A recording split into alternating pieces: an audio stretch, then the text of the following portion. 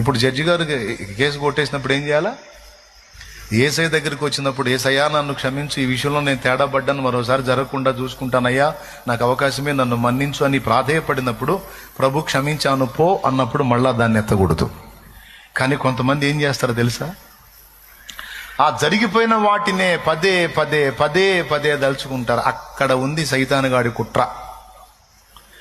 చింతపడొద్దు, చింత వలన ఎవడు మూరెడు ఎక్కువగాడు, చింతపడటం వల్ల ఎవడికి ఏ ప్రయోజనం లేదని యేసయ్య చెబితే, శత్రువు తంత్రములను మనకు బట్టబయలు చేస్తాడు దేవుడు.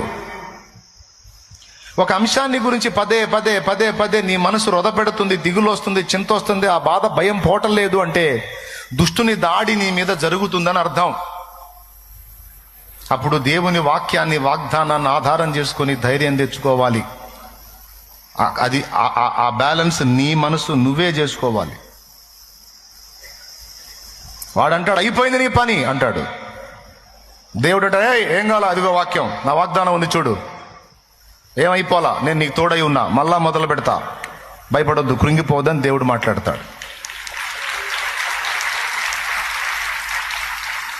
ఇట్లాంటి మాటలు చాలా రోజుల నుంచి వింటున్నావుగా, ఏం జరగలా, అయిపోయింది నీ పని అంటాడు మళ్ళాడు. మళ్ళీ భయపడద్దు, ఇదిగో వాక్యం చూడు, వాక్యం చూడు ఏముందో, నా వాగ్దానము పొందు నిమిత్తం నీకు ఓరిమి అవసరమైంది, కొంచెం ఓర్చుకో, నేను నీకు హెల్ప్ చేస్తాను మళ్ళీ దేవుడు. ఏం ఓర్చుకోనంత అయిపోయింది, ఇంకా లేదు లైఫ్, ఇంకా జీవితం లేదు, చావు. దేవుడు అంటాడు, నా కుమారి, నా కుమారుడా, వాని మాట వినవద్దు, సాతానుకు చోటు ఇయ్యొద్దు, వాని గద్దించో, ఆలోచన రానియొద్దు. నేను లేకపోతే కదా, నేను నీకు తోడై ఉండకపోతే కదా నీకు ఆవేదన అంతా. లేదు లేదు, నేనున్నాను, నన్ను నమ్ముతున్నావా, నా మీద విశ్వాసం ఉంచావా, నా మీద అనుకో, నిశ్చయంగా నేను నీకు సహాయం చేస్తాను.